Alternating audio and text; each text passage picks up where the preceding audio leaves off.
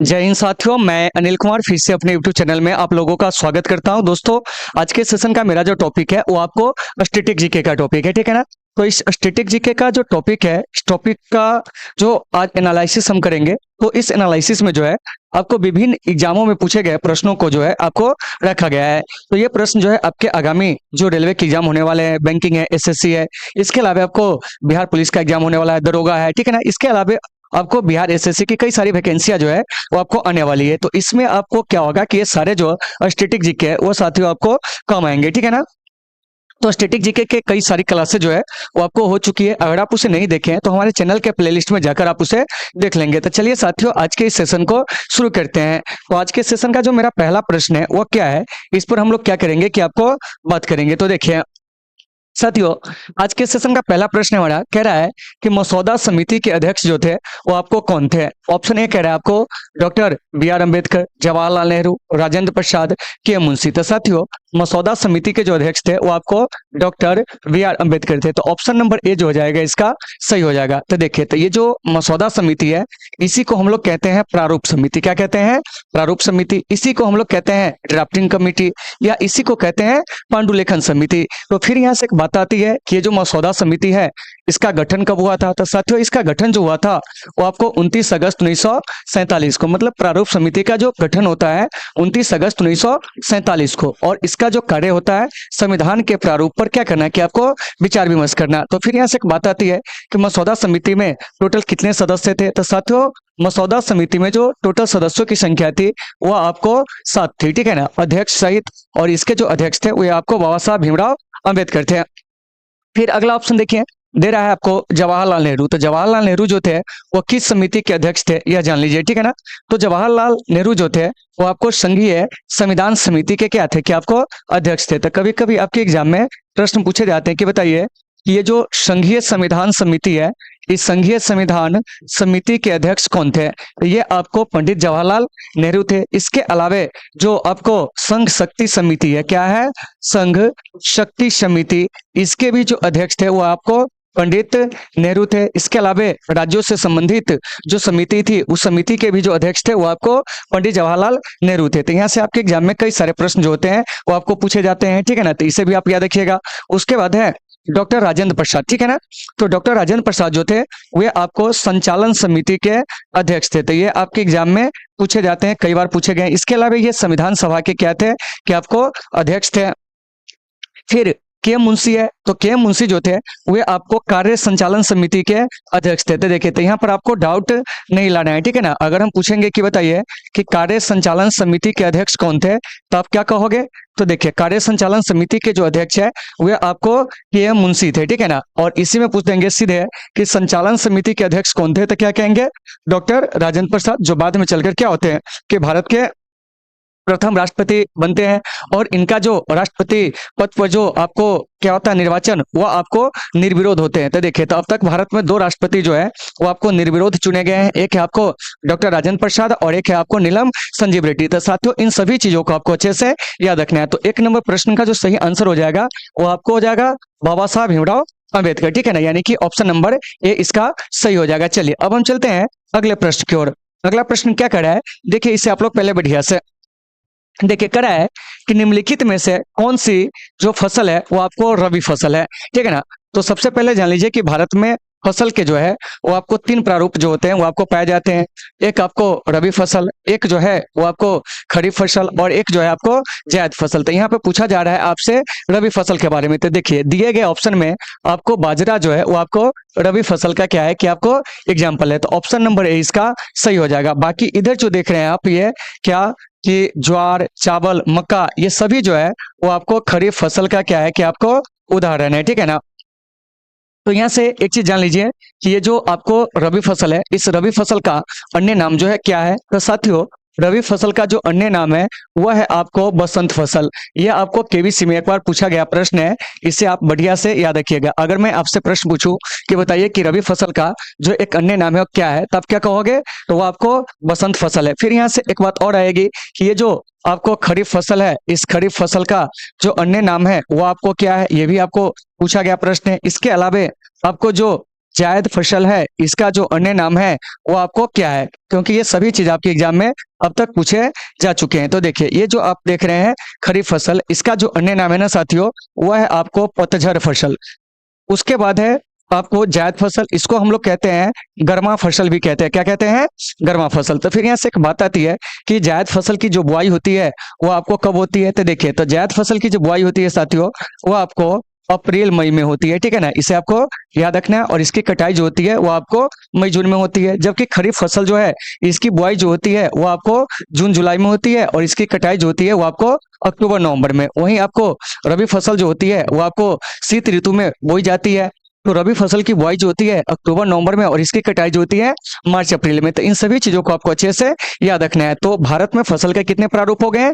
3 प्रारूप। तो इसका सही आंसर जो हो जाएगा वो आपको क्या हो जाएगा? ए हो जाएगा। चलिए अब हम चलते हैं 3 नंबर प्रश्न में। 3 नंबर प्रश्न हमारा क्या कह रहा है, इस पर हम लोग बात करेंगे। तो देखिए, प्रश्न कह रहा है साथियों अगला आपका, देखिए कि निम्नलिखित में से किस देश को सफेद हाथी की भूमि कहा जाता है? ऑप्शन देखिए, कह रहा है भारत, उसके बाद है आपको श्रीलंका, थाईलैंड, इंडोनेशिया। तो साथियों, ये जो आपको थाईलैंड है, इस थाईलैंड को क्या कहा जाता है? तो आपको सफेद हाथियों की जो है वो आपको भूमि जो है वो आपको कहा जाता है। तो यहाँ से एक प्रश्न आपके एग्जाम में और आते हैं, क्या जानते हैं कि 1000 हाथियों की भूमि जो है किसे कहा जाता है? ये भी तो क्वेश्चन पूछे जाते हैं। तो साथियों, 1000 हाथियों की जो भूमि है ना, वह आपको किसको कहा जाता है? तो वह है आपको, यानी कि क्या कहते हैं, फिनलैंड, ठीक है ना। तो यहाँ से ये चीजें आपसे पूछे जाते हैं, ठीक है ना। कभी कभी प्रश्न पूछ लिए जाएंगे कि आपको 1000 हाथियों की भूमि जो है किससे कहा जाता है? सॉरी, फिनलैंड कह रहे हैं, यहाँ पे गलत हो गया, इसको देख लीजिए। 1000 हाथियों की जो भूमि है, ठीक है ना, वो आपको किसको कहा जाता है? तो वो हो जाएगा आपको लाओस। क्या हो जाएगा? लाओस, ठीक है ना। तो इन चीजों को आपको अच्छे से याद रखना है। देखिए, और फिनलैंड आया, तो फिनलैंड से एक चीज याद रखिएगा कि फिनलैंड को जो है वो आपको क्या है कि 1000 झीलों की भूमि कहा जाता है। क्या है? 1000 झीलों की जो भूमि है वो आपको किसे कहा जाता है? तो क्या कहेंगे? तो आपको फिनलैंड को, ठीक है ना। तो यहाँ से इन सभी चीजों को आपको अच्छे से देख लेना है। तो देखिए, यहाँ से प्रश्न कैसे पूछे जाते हैं, इसे जरा सा देखिए। सबसे पहला आएगा सफेद हाथी का देश, तो वो हो जाएगा आपको थाईलैंड, ठीक है ना। उसके बाद 1000 हाथियों की भूमि, तो वो आपको लाओस हो जाएगा। उसके बाद 1000 झीलों की भूमि कहेंगे तो वो आपको फिनलैंड हो जाएगा। तो यहाँ पर देखिए कई सारे देश दिए गए हैं। इसकी राजधानी को भी हम लोग क्या करते हैं कि आपको जानते हैं। तो जैसे देखिए, भारत की राजधानी साथियों ये आपको नई दिल्ली है। श्रीलंका की राजधानी श्री जयवर्धनेपुरे कोटी है। उसके बाद है इंडोनेशिया की राजधानी, तो साथियों इंडोनेशिया की जो राजधानी है वो आपको कहाँ है? जकार्ता है। तो उम्मीद है कि आपको ये सारे चीज समझ में आ गए होंगे। और इंडोनेशिया की राजधानी जकार्ता में ही क्या है कि आपको एक क्षेत्रीय संगठन है दक्षिण पूर्व एशियाई देशों का, जिसको हम लोग आसियान के नाम से जानते हैं, उसका वहां पर क्या है कि आपको मुख्यालय है। तो कभी कभी प्रश्न पूछ लिया जाएगा कि बताइए कि ये जो आपको आसियान है, इस आसियान का मुख्यालय कहाँ है? तो क्या कहेंगे? इंडोनेशिया की राजधानी जकार्ता में। तो 3 का सही आंसर जो हो जाएगा वो आपको सी हो जाएगा। चलिए अब हम चलते हैं 4 नंबर प्रश्न की ओर, और आपको समझ में आ रही है या नहीं आ रही है आप लोग कमेंट करके जरूर बताओगे। चलिए अब चलते हैं नेक्स्ट प्रश्न की ओर। क्या कह रहा है सुनिए, कह रहा है कि बुक्सा बाघ अभयारण्य जो है कहाँ स्थित है? ठीक है ना। तो साथियों, बुक्सा बाघ अभयारण्य जो है वो आपको पश्चिम बंगाल में क्या है कि आपको स्थित है। और पश्चिम बंगाल में ही आपको क्या है कि एक सुंदरबन है, ठीक है ना। और सुंदरबन को जो है रॉयल बंगाल टाइगर का जो है घर कहा जाता है, ठीक है ना। और एक चीज और याद रखिएगा कि पश्चिम बंगाल जो है भारत में चावल का सबसे बड़ा क्या है कि आपको उत्पादक राज्य है, ठीक है ना। और पश्चिम बंगाल की राजधानी कोलकाता को हम लोग डायमंड हार्बर के नाम से जानते हैं। उसके बाद है सिक्किम। तो सिक्किम के बारे में याद रखिएगा कि यह आपको जनसंख्या की दृष्टि से भारत का क्या है कि आपको सबसे छोटा राज्य है। उसके बाद है बिहार, जनसंख्या की दृष्टि से इसका जो है पूरे भारत में तीसरा स्थान है। वहीं अगर हम बिहार के क्षेत्रफल की अगर हम बात करते हैं तो क्षेत्रफल की दृष्टि से यह पूरे भारत में जो है वो आपको 12वें नंबर पे है, ठीक है ना। उसके बाद है आपको असम। क्या है? असम, ठीक है ना। तो असम जो है यह जो है मतलब आपको उत्तर पूर्व क्या है भारत का एक आपको क्या है कि आपको राज्य है, ठीक है ना। और यहाँ पर जो है आपको गेंडा जो है आपको अधिक पाए जाते हैं। तो इस सभी चीज को आपको अच्छे से याद रखना है, ठीक है ना। और असम में जो है ब्रह्मपुत्र नदी जो है काफी ज्यादा क्या करती है कि आपको आतंक मचाती है, ठीक है ना। हर साल जो है लगभग लगभग आपको 50 लाख लोग जो होते हैं इस बाढ़ से क्या होते हैं कि आपको प्रभावित होते हैं, ठीक है ना। तो यहाँ से एक बात आई ब्रह्मपुत्र नदी के बारे में, तो याद रखिएगा कि ब्रह्मपुत्र नदी को, ठीक है ना, चीन में जो है सांगपो कहा जाता है। जब यह अरुणाचल प्रदेश में प्रवेश करती है तो इसको हम लोग दिहांग के नाम से जानते हैं। जब यह आपको बांग्लादेश में प्रवेश करती है तो इसको हम लोग जमुना के नाम से जानते हैं। तो कभी कभी क्वेश्चन पूछ लिया जाएगा, ठीक है ना। तो देखिए, तो ये सारे चीज का एनालिसिस जो है हम लोग अच्छे से करते चले। तो देखिए, तो ब्रह्मपुत्र नदी को जो है आपको चीन में क्या कहा जाता है, ठीक है ना। उसके बाद जो है भारत के अरुणाचल प्रदेश में इसे क्या कहा जाता है, ये भी आपसे पूछा जाएगा, ठीक है ना। इसके बाद जो है आपको बांग्लादेश में ब्रह्मपुत्र नदी को क्या कहा जाता है, तो इन सभी चीजों को जानेंगे। तो देखिए साथियों, ये जो देख रहे हैं ब्रह्मपुत्र नदी, इसको चीन में जो है वो आपको सांगपो कहा जाता है। अरुणाचल प्रदेश में जो है इसको दिहांग कहा जाता है। उसके बाद जो है आपको बांग्लादेश में इसको जमुना कहा जाता है। तो इन सभी चीजों को आपको अच्छे से याद रखिएगा। और जहां पर गंगा और क्या है कि आपको ब्रह्मपुत्र की संयुक्त जलधारा मिलती है उसको हम लोग कहते हैं मेघना, ठीक है ना। तो 4 का सही आंसर क्या हो जाएगा, तो आपको ए हो जाएगा। और भारत में जो सबसे बड़ी डेल्टा बनाती है वो आपको कौन नदी बनाती है, तो गंगा और ब्रह्मपुत्र बनाती है, ठीक है ना। जिसे हम लोग सुंदरवन डेल्टा के नाम से क्या करते हैं कि जानते हैं। तो 4 का सही आंसर आपको पश्चिम बंगाल हो जाएगा। चलिए 5 में, और आपको समझ में आ रही है या नहीं आ रही है, बार बार आपसे पूछा जा रहा है कि आप कमेंट करके जरूर बताइए। देखिए क्या कह रहा है कि निम्नलिखित में से कौन सा संगठन भारत में गरीबी रेखा की गणना करता है। तो साथियों, भारत में गरीबी रेखा की गणना करने वाली जो संस्था है वह आपको कौन है, NSSO है। यानी कहने का मतलब हुआ नेशनल सैंपल सर्वे ऑर्गेनाइजेशन। हालांकि अब इसका नाम जो है बदल दिया गया। देखिए कि इसका जो पूर्ण रूप हो जाएगा वो आपको क्या हो जाएगा, ये पहले जान लीजिए ताकि सब कुछ आपको समझने में सुविधा होगा। तो देखिए इसका पूर्ण रूप हो जाएगा नेशनल सैंपल सर्वे ऑर्गेनाइजेशन। देखिए, और ये सब आपको पूर्ण रूप हम यहाँ पर क्यों लिख रहे हैं, क्योंकि यह आपके एग्जाम में जो होते हैं वो आपको पूछे जाते हैं। जैसे पूछ देगा कि NSSO में, ठीक है ना, कि आपको एस का मतलब कि जो दूसरा एस है उसका मतलब क्या हो जाएगा, तो उसका मतलब हो जाएगा नेशनल सैंपल सर्वे ऑर्गेनाइजेशन। पूरा याद रखिएगा, ठीक है ना। मतलब राष्ट्रीय नमूना सर्वेक्षण क्या कहेंगे कि आपको संस्थान या संगठन का ही है। लेकिन अभी जो है इसका नाम जो है आपको बदल कर क्या कर दिया गया है, तो याद रखिएगा कि अब जो है इसका नाम नेशनल सैंपल सर्वे, ठीक है ना, ऑफिस कर दिया गया है। क्या कर दिया गया है, ऑफिस कर दिया गया है, ठीक है ना। अब ऑर्गेनाइजेशन नहीं पढ़िएगा, अब उसको क्या पढ़िएगा, ऑफिस पढ़िएगा। तो साथियों, ये जो NSSO है इसका गठन कब हुआ था, तो ये आपको 1950 में हुआ था। और एक चीज याद रखिएगा कि यह भारत सरकार के सांख्यिकी मंत्रालय के अधीन क्या करता है कि आपको कार्य करता है। फिर है यहाँ पर आपको CSO।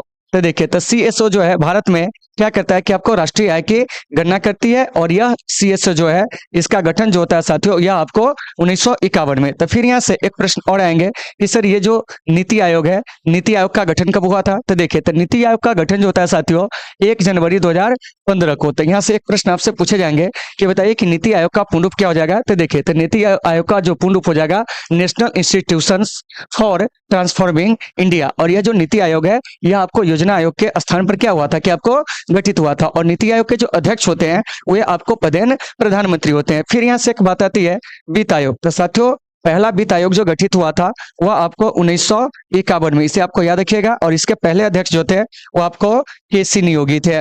तो ये सारे चीज आपको अच्छे से याद रखना है। तो फिर यहाँ से एक प्रश्न और पूछे जाएंगे कि बताइए कि वर्तमान में कौन सा वित्त आयोग चल रहा है। तो साथियों, वर्तमान में जो है वो आपको 15वीं वित्त आयोग जो है वो आपको चल रही है, जिसके जो अध्यक्ष है वो आपको कौन है जानते हैं, तो वे आपको NKC है। तो ये सारे चीज आपको अच्छे से याद होनी चाहिए। तो 5 का सही आंसर जो हो जाएगा वो आपको C हो जाएगा, ठीक है ना। चलिए अब हम चलते हैं अगले प्रश्न की ओर। अगला प्रश्न जो है हमारा क्या है, इस पे हम लोग बात करते हैं। 6ठे नंबर प्रश्न में देखिए कह रहा है कि निम्नलिखित में से कौन grand old man of India के नाम से जाना जाता है। मतलब कि भारत के बायोवृत पुरुष के नाम से हम किसे जानते हैं। तो साथियों, भारत के बायोवृत पुरुष के नाम से जो हम जानते हैं वो किन है जानते हैं, तो आपको दादा भाई नौरोजी को। और दादा भाई नौरोजी के बारे में एक चीज याद रखिएगा कि इन्होंने ही सबसे पहले भारत में क्या किया था कि प्रति व्यक्ति आय का आकलन किए थे, ठीक है ना। दूसरी बात क्या है कि ये ब्रिटिश संसद का सदस्य बनने वाले क्या है कि आपको पहले भारतीय थे, ठीक है ना। ये आपको हाउस ऑफ कॉमन्स का सदस्य 1892 में जो है आपको फिंसबरी से बने थे। दूसरी बात, किनके द्वारा लिखी गई एक पुस्तक है जिसका नाम आपको याद रखना है, और उस पुस्तक का नाम है poverty and un British rule in India, ठीक है ना। तो ये सब आपसे पूछे जाते हैं, poverty and un British rule in India. और इसी पुस्तक में इन्होंने क्या किए थे कि भारत से धन निर्गमन का जो सिद्धांत है उस सिद्धांत के बारे में क्या किए थे कि आपको चर्चा किए थे। दूसरी बात कि दादा भाई नौरोजी जो है कांग्रेस के अध्यक्ष जो है आपको 3 बार बने थे। कब कब तो देखिए, तो सबसे पहले आपको 1886 में, फिर आपको 1893 में और फिर आपको 1906 में। तो यहाँ से एक बात आती है कि 1893 में किस अधिवेशन में बने थे, तो ये आपको कलकत्ता अधिवेशन में बने थे। कहाँ बने थे? कलकत्ता अधिवेशन में, ठीक है ना। उसके बाद जो है आपको 1893 में जो है आपको लाहौर अधिवेशन में बने थे। कहाँ बने थे?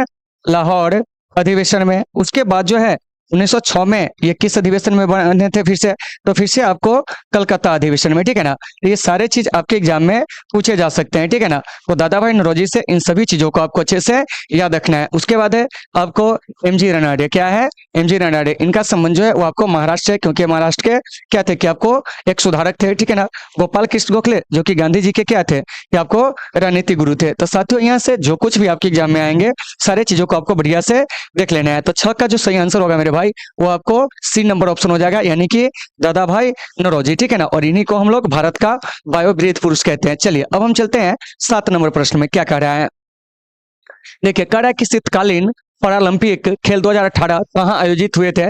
तो साथियों यह जो हुआ था वो आपको दक्षिण कोरिया में। तो ऑप्शन नंबर डी इसका सही हो जाएगा। तो यहाँ से एक बात आएगी कि ये जो ओलंपिक है यह आपको है क्या। तो देखिए, ओलंपिक जो है दुनिया का सबसे बड़ा खेल महाकुंभ है। ओलंपिक खेल के बाद ही आपको अन्य खेल आते हैं, जैसे आपको एशियाई खेल, इसके अलावा आपको कॉमनवेल्थ गेम। तो यहाँ से एक बात आती है कि ओलंपिक खेल की जो शुरुआत है आधुनिक रूप से वह कब हुई थी। तो यह आपको 1896 ईस्वी में जो है ओलंपिक खेल की शुरुआत हुई थी। तो इस ओलंपिक में आपको एक चीज याद रखना है कि कौन सा ओलंपिक। तो यह आपको ग्रीष्मकालीन ओलंपिक आधुनिक रूप से जो शुरुआत होती है कब, तो आपको मतलब 1896 में। फिर आपको 1924 में जो है वो आपको शीतकालीन ओलंपिक जो होते हैं वो आपको क्या होते हैं कि आपको शुरू किए जाते हैं। उसके बाद है साथियों ये जो देख रहे हैं शीतकालीन पैरा ओलंपिक, यह पहली बार खेला गया था 1976 में। आपको कहाँ? तो यह आपको स्वीडन में। तो इसके बारे में भी आप याद रखिएगा कि पैरा ओलंपिक खेल की जो शुरुआत हुई थी वो आपको कब हुई थी। तो साथियों पैरा ओलंपिक खेल की जो शुरुआत होती है ना, यह आपको शीतकालीन पैरा ओलंपिक, देखिए यहाँ देख लीजिएगा, शीतकालीन पैरा ओलंपिक खेल यह पहली बार 1976 में कहाँ खेले जाते हैं, तो यह आपको स्वीडन में। इस सभी चीज को आपको अच्छे से याद रखना है। और ओलंपिक खेल जो होते हैं वो कितने वर्ष के अंतराल पर होते हैं। तो साथियों ओलंपिक खेल जो है वो आपको यानी कि 4 वर्ष के क्या होते हैं कि अंतराल पे होते हैं। तो देखिए, तो 2024 में जो ओलंपिक होने वाली है वो आपको कहाँ होगी। तो 2024 का ओलंपिक जो है साथियों ये आपको पेरिस में होगी, ठीक है ना। उसके बाद है 2028 का जो ओलंपिक है वो कहाँ होगा। तो साथियों यह आपको लॉस एंजिलस, अर्थात कहने का मतलब हुआ कि यह आपको यानी कि अमेरिका में होगा। कहाँ होगा? अमेरिका में। तो देखिए, तो यहाँ से आगामी ओलंपिक खेल के बारे में भी आप याद रख सकते हैं। और ये हम सारा चीज जो आपको बता रहे हैं ये आपको शीतकालीन ओलंपिक के बारे में बता रहे हैं। लेकिन यहाँ पर एक चीज जरूर याद रखिएगा कि शीतकालीन पैरा ओलंपिक खेल जो है यह पहली बार कब खेला गया था, तो 1976 में, ठीक है ना। आज सीधे पूछेंगे कि शीतकालीन खेल की शुरुआत कब हुई थी, तो यह आपको 1924 में हुई थी। तो ये सारे चीज आपसे एग्जाम में जो होगा घुमा घुमा के पूछे जा सकते हैं। फिर देखिए यहाँ पे कई सारे देश का नाम दिया हुआ है, इसके बारे में जान लेते हैं। ऑस्ट्रेलिया, इसकी राजधानी जो है वो आपको कैनबरा है, ठीक है ना। कनाडा की जो राजधानी ओटावा है, रूस की राजधानी मॉस्को है, और दक्षिण कोरिया की जो राजधानी है वो आपको सियोल है। तो ऐसे क्वेश्चन सब आपके एग्जाम में पूछे जाते हैं। तो 7 का सही आंसर जो हो जाएगा वो आपको ऑप्शन नंबर डी जो है वो आपको करेक्ट हो जाएगा। चलिए अब हम चलते हैं 8 नंबर प्रश्न में। 8 नंबर प्रश्न हमारा क्या कर रहा है इस पर हम लोग बात करते हैं। देखिए, कह रहा है कि करारा स्टेडियम जो है कहाँ स्थित है। तो मेरे भाई यह जो करारा स्टेडियम है ना वह आपको कहाँ स्थित है जानते हैं, तो यह आपको ऑस्ट्रेलिया में स्थित है। कहाँ स्थित है? ऑस्ट्रेलिया में। और ऑस्ट्रेलिया के लगभग 70% लोग जो होते हैं वो आपको क्या होता है खेल में इन्वॉल्व होते हैं प्रति सप्ताह, ठीक है ना। देखिए, यूएसए की राजधानी कहेंगे वाशिंगटन डीसी, इसे आपको याद रखना है। चीन की राजधानी बीजिंग, और कनाडा की राजधानी जो है ओटावा, अभी बताए थे। तो 8 का सही आंसर जो हो जाएगा वो आपको ऑप्शन नंबर बी हो जाएगा। उम्मीद है कि आपको ये सारे चीज समझ में आगे होंगे। और आप लोगों को क्लास कैसी लगती है आप लोग अपना फीडबैक जो है जरूर देंगे, ठीक है ना। जहाँ पे सुधार की आवश्यकता है आप हमें वो भी सलाह देंगे ताकि हम अधिक से अधिक चीजों को क्या कर सके, सुधार कर सके, ठीक है ना। चलिए अब हम चलते हैं 9 नंबर प्रश्न में। देखिए क्या कह रहा है। कह रहा है कि भारत में पोर्टफोलियो प्रणाली प्रथमतः किसने प्रारंभ की थी, ठीक है ना। तो देखिए, तो भारत में जो पोर्टफोलियो प्रणाली है, इसको जो लेकर आए थे वो आपको लॉर्ड कैनिंग। कौन लेकर आए थे? Lord Canning. और भारत में पोर्टफोलियो प्रणाली की जो शुरुआत होती है 1861 के भारत परिषद अधिनियम के द्वारा। किसके द्वारा? 1861 के भारत परिषद अधिनियम के द्वारा। तो पोर्टफोलियो प्रणाली कहने का मतलब हुआ क्या? तो देखिए, तो 1861 के जो भारत परिषद अधिनियम आया था, उस अधिनियम के तहत क्या हुआ था कि गवर्नर जनरल के काउंसिल में क्या है कि एक व्यक्ति जो है आपको एक से अधिक विभागों का क्या है कि आपको प्रभारी जो है आपको हो सकता है, ठीक है ना। तो ऐसा सबसे पहली बार जो है 1861 में जो है वो आपको किया गया था, ठीक है ना। तो उस समय जो है आपको भारत में जो गवर्नर जनरल थे यानी वायसराय थे, कौन थे? Lord Canning. तो लॉर्ड कैनिंग भारत के गवर्नर जनरल कब तक रहे थे या वायसराय? तो 1856 से 1862 तक। और एक चीज याद रखिएगा कि इसी के समय में क्या है कि विधवा पुनर्विवाह अधिनियम जो है वो आपको पारित हुआ था। उसके बाद है लॉर्ड विलियम बेंटिक। यह गवर्नर जनरल कब तक रहे थे? 1828 से आपको 1835 तक। और ये बंगाल के अंतिम गवर्नर जनरल थे और भारत के क्या है कि आपको प्रथम गवर्नर जनरल बने थे, ठीक है ना। और 1829 में सती प्रथा को क्या किया था कि आपको प्रतिबंधित किया था। भारत में अंग्रेजी शिक्षा को क्या किया था? लागू किया था लॉर्ड मेयो। इसके समय में भारत में क्या होती है कि आपको जनगणना की क्या है? जनगणना की क्या होती है कि आपको शुरुआत होती है। तो कभी कभी आपके एग्जाम में पूछे जाएंगे कि बताइए कि भारत में जनगणना की शुरुआत जो हुई थी कब हुई थी? 1872 ईस्वी में। और इस समय जो भारत के क्या थे वायसराय, वो कौन थे?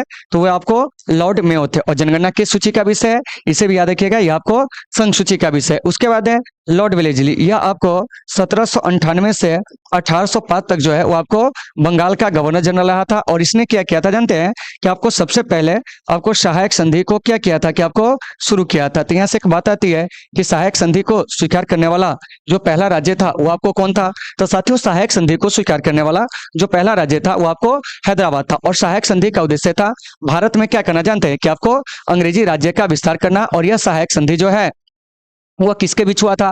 तो यह सहायक संधि जो है साथियों वह आपको यानी कि ब्रिटिश ईस्ट इंडिया कंपनी और भारतीय रियासतों के बीच में जो है वो आपको हुआ था, ठीक है ना। तो 9 का सही आंसर जो हो जाएगा मेरे भाई वह आपको क्या हो जाएगा? तो देखिए 9 का सही आंसर ऑप्शन नंबर बी हो जाएगा। तो इन सभी चीजों को आपको अच्छे से देखना है, जहां भी दिक्कत हो आपको कमेंट करके बताना है। चलिए अब हम चलते हैं यहाँ से आगे और अगला प्रश्न हमारा क्या कर रहा है इस पर हम लोग बात करते हैं। तो आप लोग इसे जल्दी से देख लीजिए, ठीक है ना। अगला हम देखते हैं कि क्या कर रहा है नहीं कर रहा है, इस पर हम लोग क्या करेंगे कि आपको बात करेंगे, ठीक है ना। चलिए देखिए, तो कह रहा है कि परमाणु भौतिक शास्त्र के जनक किसे कहा जाता है? तो मेरे भाई परमाणु भौतिक शास्त्र जो है इसके जनक जो कहे जाते हैं वो आपको रदरफोर्ड। कौन कहे जाते हैं? रदरफोर्ड, ठीक है ना। जे जे थॉमसन याद रखिएगा, इलेक्ट्रॉन की क्या किए थे? खोज किए थे।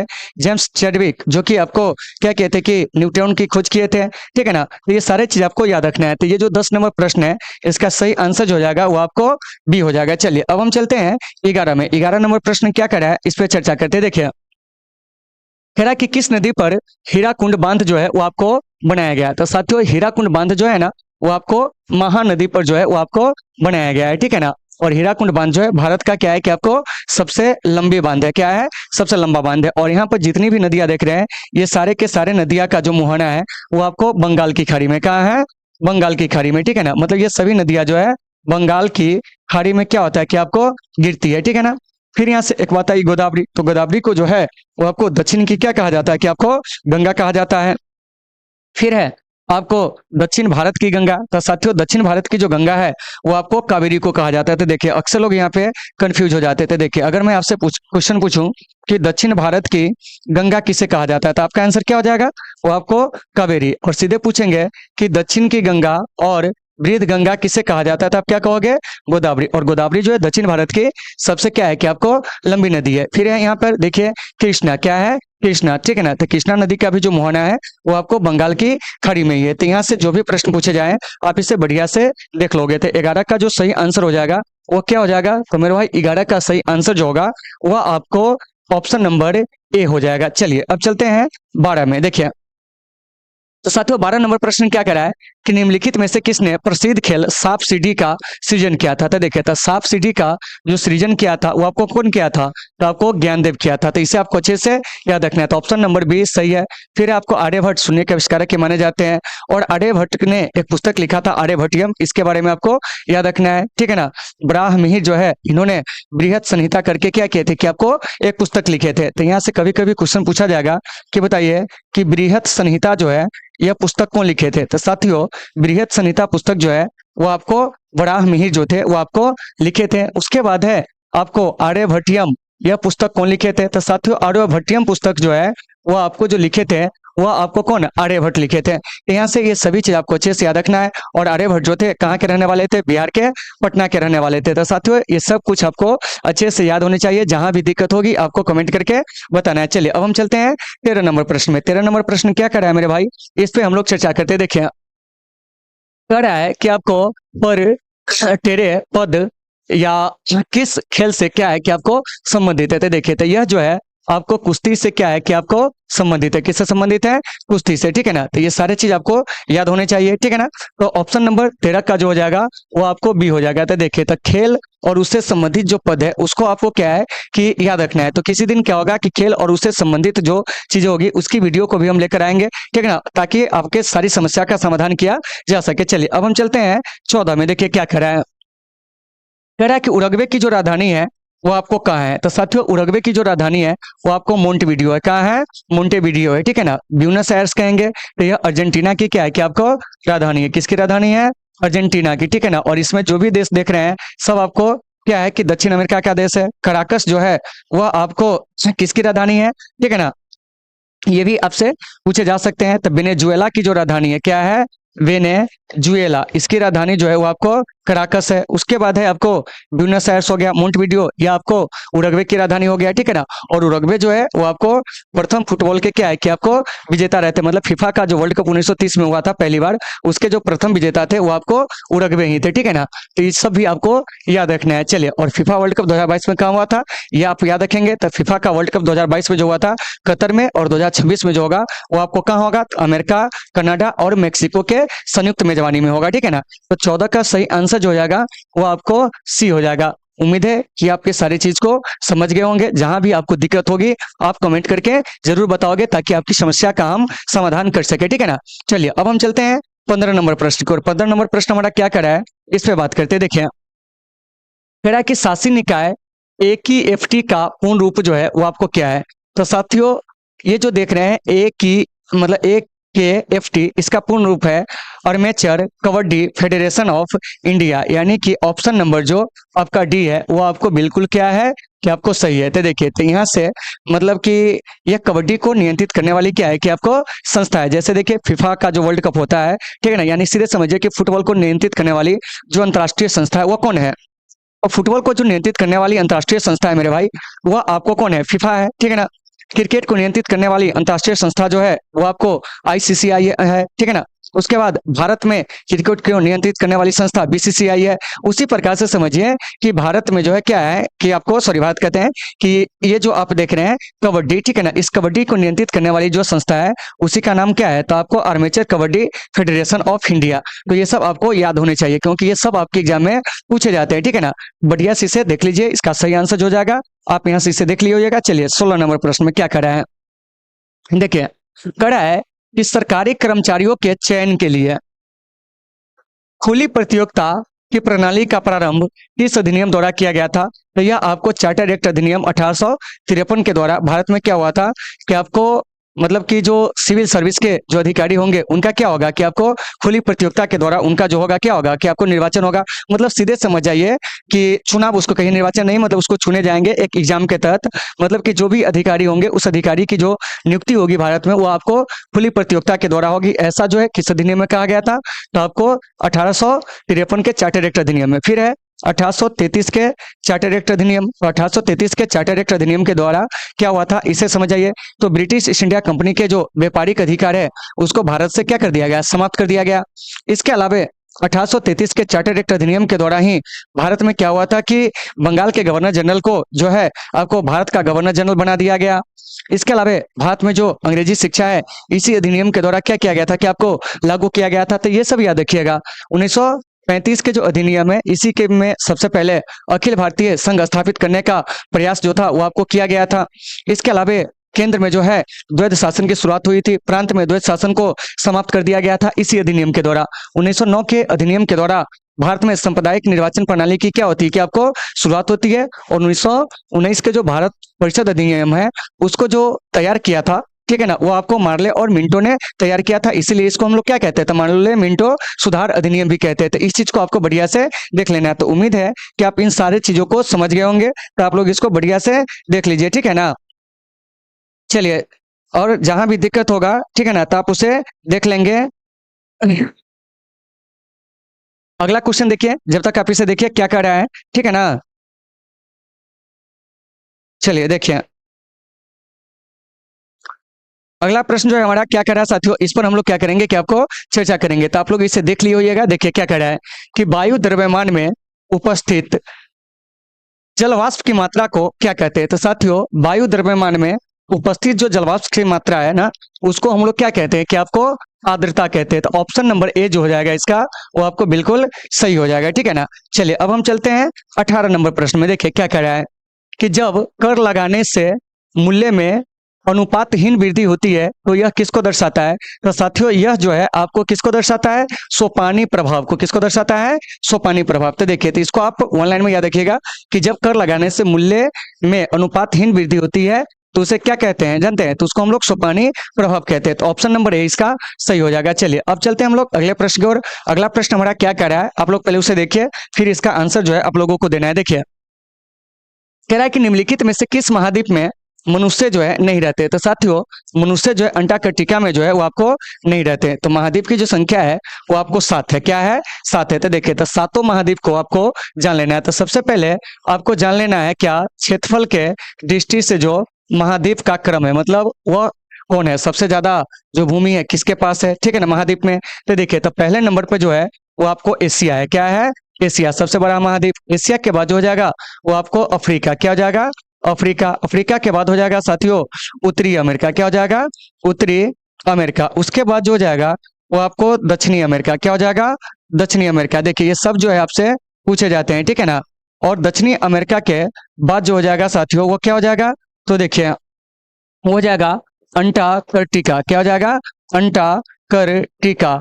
उसके बाद जो है अंटार्कटिका के बाद जो हो जाएगा वह आपको यूरोप, क्या है, यूरोप हो जाएगा। और उसके बाद जो हो जाएगा वो आपको ऑस्ट्रेलिया हो जाएगा। तो देखिए, तो यहाँ से क्या पूछा जा रहा है, हम सबसे पहले इस पर क्या करेंगे कि आपको चर्चा करेंगे। तो देखिए यहाँ से डायरेक्ट आपसे क्वेश्चन पूछा जाएगा, सबसे बड़ा महादेश, तो आप क्या कहिएगा, एशिया। और सबसे छोटा महादेश कहेंगे तो आप जाएगा आपको ऑस्ट्रेलिया। लेकिन इसी में क्या कर देगा कि आपको जनसंख्या के दृष्टि से पूछ देगा। क्या पूछ देगा, जनसंख्या की दृष्टि से। तो देखिए, तो जनसंख्या की दृष्टि से जो सबसे बड़ा महादेश है वो आपको एशिया है। और दूसरा स्थान पर जो हो जाएगा वो आपको अफ्रीका हो जाएगा। कौन हो जाएगा, अफ्रीका हो जाएगा। साथियों, तीसरे स्थान पर कहेंगे तो वह कौन हो जाएगा, तो देखिए, तो तीसरे स्थान पर आपको जनसंख्या के मामला में यूरोप हो जाएगा। और चौथे स्थान पर जो है वो आपको उत्तरी अमेरिका, इसे आपको याद रखना है। और पांचवें स्थान पे जो हो जाएगा वो आपको कौन, तो दक्षिण अमेरिका। और छठे स्थान पर जो हो जाएगा वो आपको कौन हो जाएगा, तो यह आपको ऑस्ट्रेलिया हो जाएगा।